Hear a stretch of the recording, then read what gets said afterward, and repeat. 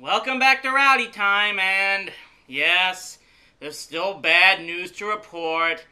Things haven't exactly turned around that much. Dropped 3 out of 4 in Oakland.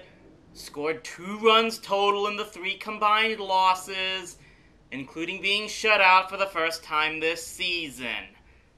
Pitching wasn't that great in 2 of those losses, but with that kind of run support, they probably weren't going to win anyway.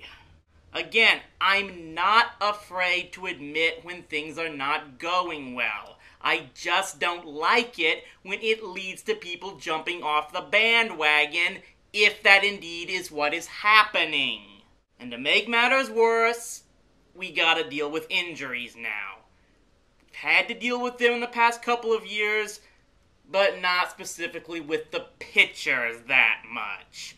First, Neftali Feliz had to go on the shelf with elbow soreness, and now it appears that the stomach virus that caught Derek Holland made him lose so much weight that he had to overcompensate in throwing, and now he has soreness that's landed him on the disabled list.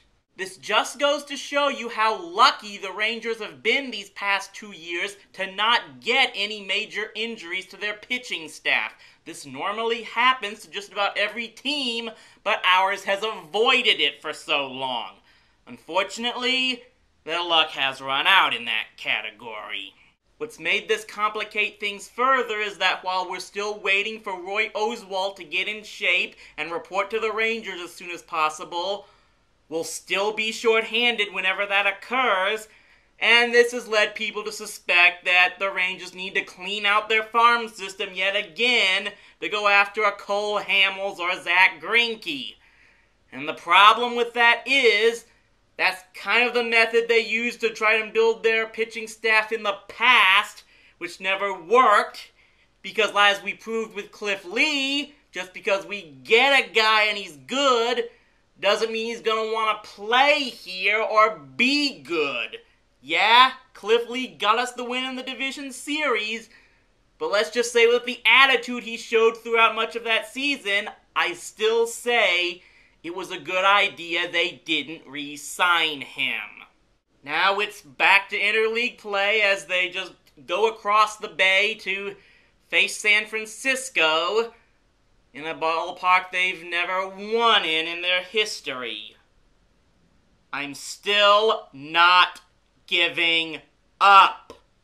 The really good news, however, has come from the first results of All-Star balloting, and the results are stacked with Rangers. Josh Hamilton, Ian Kinsler, Adrian Beltre, Mike Napoli, all of them leading the vote at their positions. We could be in line for the biggest Rangers All-Star year in history.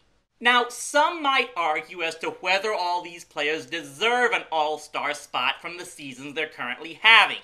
To which I reply, kiss it! There have been way too many Rangers players over the years who were snubbed for All-Star bids they deserved. Heck, what about all the players that became All-Stars after leaving the Rangers? Now maybe we'll start getting them becoming All-Stars while they're still with the team. This is retroactive retribution as far as I'm concerned. 2 straight trips to the World Series, and we've earned the right to be overhyped as much as a certain pinstripe-wearing team has been. And yes, this is probably the result of Rangers fans stuffing the ballot boxes at the ballpark, but again, deaf ears here. That would mean that maybe, finally, this team and this franchise is getting some actual respect and decent support from this area.